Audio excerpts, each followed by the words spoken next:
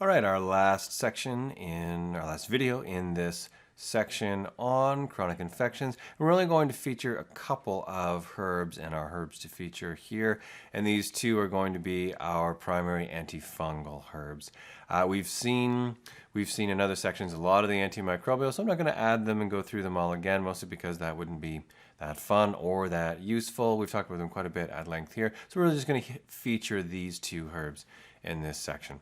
So we've got our Podarco. This is probably what we call it most commonly because Tabebuia impetigonosa is a little bit of a difficult word to say. Lepacho is the other word you'll hear. I believe this is South American, where this herb comes from, or it's actually a large tree or sometimes a large shrub.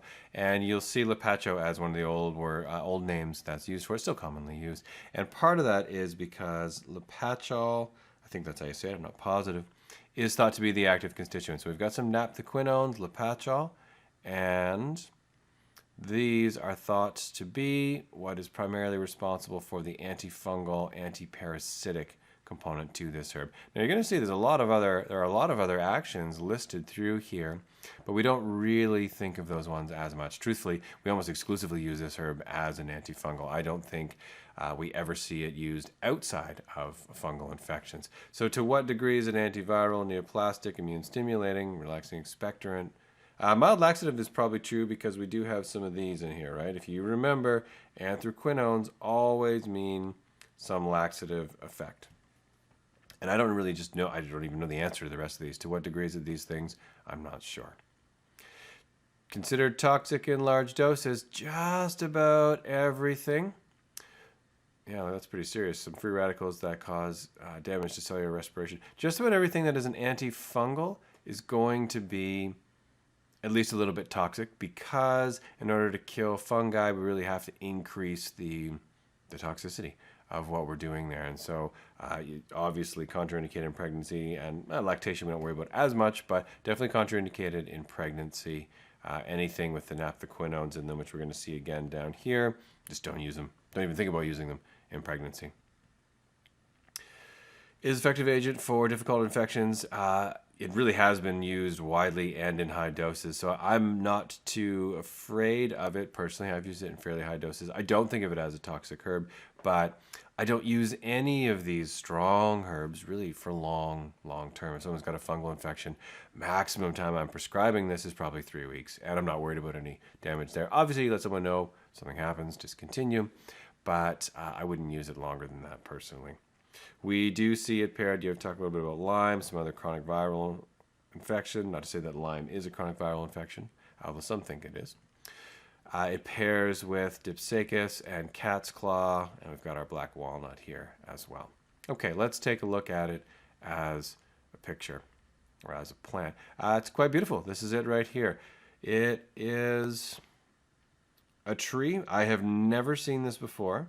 I would love to see it. It looks beautiful. It looks like it favors a more southern, warmer desert climate.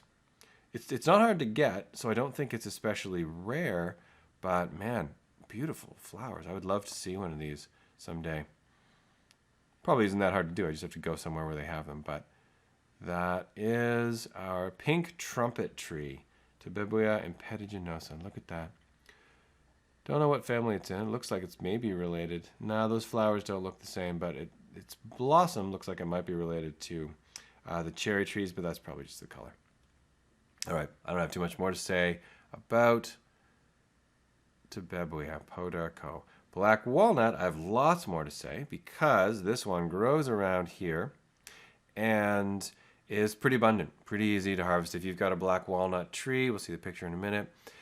We've seen them on the walks in the ravine across from the college, and beautiful trees, beautiful wood. In fact, the table that I'm recording this on, I can't really take the camera down to show you, is a piece of black walnut. It's a beautiful piece of black walnut, live edge on the back. It has one of those Y splits at the top. It's a beautiful little coffee table I have in my place.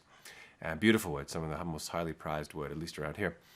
But we don't use the wood, we use the dried hull. Some people now are really saying the green hull is better. I actually did a live experiment just this year where I took from some of the trees across the street from CCNM. I took the green hull and I put it into a tincture and I made it like I would normally use from a dried hull, I could not discern a difference. It tasted pretty good. It tasted strong, but as does a tincture from the black hull. So I'm not so convinced. Although you will certainly see some places that say, "Oh, it's got to be the green hull." Once it oxidizes, it's no good. I don't think that's accurate, and I haven't been able to find any research that suggests that accurate. I suspect that's probably just companies trying to push their particular niche product. That's an opinion. That's what I think. So this one a little less broad in its actions, but is definitely antifungal, antiparasitic. It's definitely astringent. This is actually why you want to probably take it with food because it'll hurt your stomach.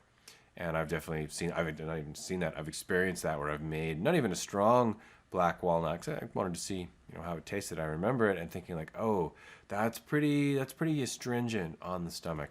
It's also a decongestant. I don't know if it's much of an alternative, but these first four, I'm pretty confident saying. We know it has tannins, so of course it's going to have astringent and decongestant properties. Chronic sinusitis, sure, but fungal infections, which some people say, I've kind of held off on these lectures and suggesting it, but some people do suggest that chronic sinusitis, chronic sinus infections are indeed a fungal infection. I can't find enough research to support, or evidence really, to support that as a statement position that I hold. But it does seem that the things that treat fungal infections and the things that worsen fungal infections seem to be the same things associated with chronic sinusitis. So I'm willing to entertain that, certainly, as a possibility, but I don't want to suggest that that's mostly what we see. Some people suggest that in hypothyroid conditions. I can't find enough to justify that position stance either, but maybe. Juglone. Toxic in large doses. Yep, true. Same thing, less than, up to 3 weeks, less than 3 weeks. That's pretty much how I cycle all strong herbs, less than 3 weeks. Stomach discomfort, often encountered. Best taken with food if stomach discomfort is encountered.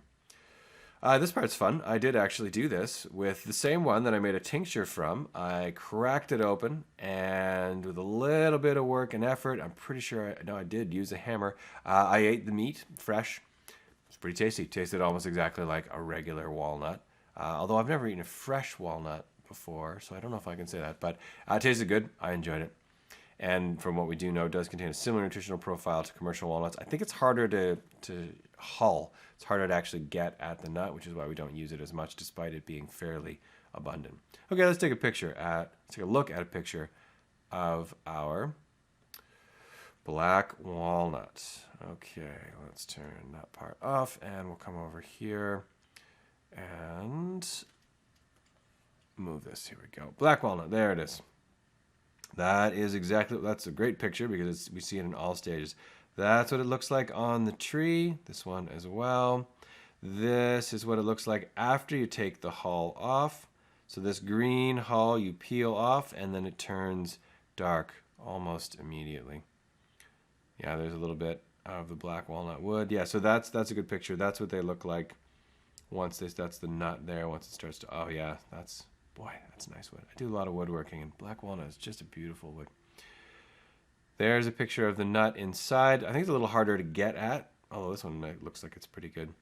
But that's black walnut. There's not much more to say about it. The longer we look at it, the more I think we're going to see some nice pieces of wood. My table's far thicker than this one. Actually, kind of a fun story. I got my table. So as many of you guys know, I do an affordable care practice. And I got my table in exchange for actually doing some visits with someone who has access to some pretty beautiful pieces of wood. So there are some perks, some pretty great perks to doing an affordable care model. You do get a little bit of barter once in a while. Okay, on that wonderful story, we will wrap it up there for our section on chronic bacterial. We've kind of faded a little more into chronic fungal infections on chronic infections.